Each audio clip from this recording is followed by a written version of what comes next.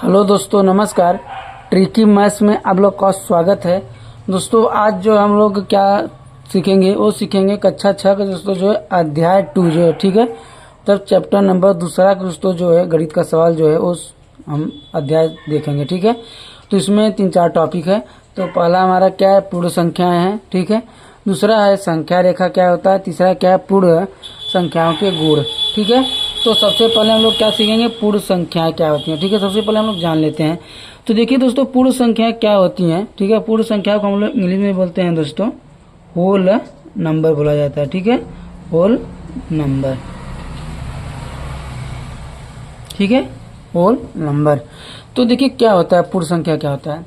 तो पूर्ण संख्या सभी प्राकृतिक संख्याओं के संग्रह में, ठीक है। जो प्राकृतिक संख्या क्या होता है हमारा, तो प्राकृतिक संख्या दोस्तों जो होता है 1 से लेकर 1, 2, 3, 4, 5 dot dot dot dot infinite तक दोस्तों जो संख्या होता है ये हमारा क्या है, प्राकृतिक संख्या है, ठीक है। अब क्या कह रहा है कि प्राकृतिक संख्या में, ठीक है, शून्य को भी शामिल कर देने से प्राप्त संख्या क्या होती है, पूर्ण संख्या कहलाती हैं। अगर प्राकृतिक संख्या है, प्राकृतिक संख्या में दोस्तों जो 0 हम लोग शामिल कर दे रहे हैं तो उसको हम लोग क्या बोलते हैं, पूर्ण संख्या बोला जाता है, ठीक है। क्या बोला जाता है, पूर्ण संख्या।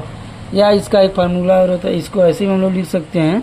क्या कहते हैं कि प्राकृतिक संख्या प्लस 0 इज इक्वल टू क्या होता है, पूर्ण संख्या, ठीक है।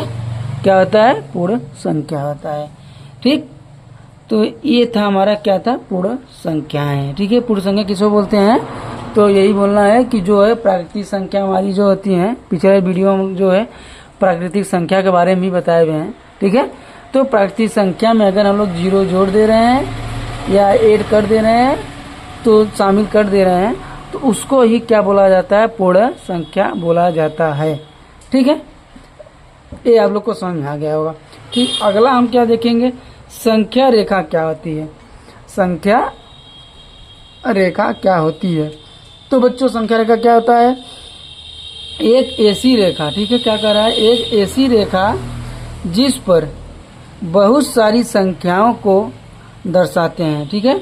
एक ऐसी रेखा जिस पर बहुत सारी संख्याओं को दर्शाते हैं उसे हम लोग क्या बोलते हैं, संख्या रेखा कहलाती है। तो संख्या रेखा देखिए ऐसे हम लोग शो करते हैं, ठीक है। यहाँ हमारा बीच में 0 होता है, फिर ये होता है 1, 2, 3, 4, 5 डॉट डॉट डॉट इन्फिनाइट तक होता है, ठीक है। तो किस में है, प्लस में है, प्लस, ठीक है। फिर इसके आगे क्या होता है, -1, -2, -3, -4 डॉट डॉट डॉट इन्फिनाइट तक होता है, ठीक है। तो देखिए अब इधर जो है 0 के जो इधर है, 0 के जो इस साइड है ये क्या होते हैं हमारा धनात्मक संख्या रेखा है। क्या है, धनात्मक संख्या रेखा है।